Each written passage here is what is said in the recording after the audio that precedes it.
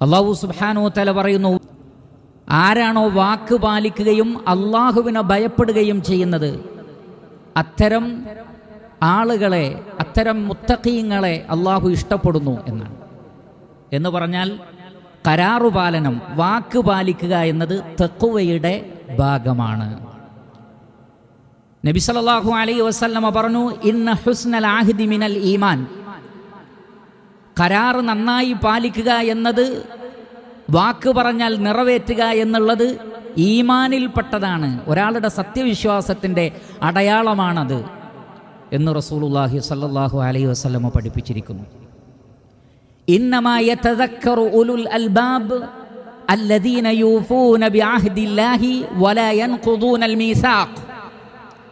അല്ലാഹു സുബ്ഹാനഹു വ തആല പറയുന്നു, വിവരമുള്ളവരും ബുദ്ധിയുള്ളവരും മാത്രമേ ചിന്തിക്കുകയുള്ളൂ. ആരാണ് ബുദ്ധിമാന്മാർ?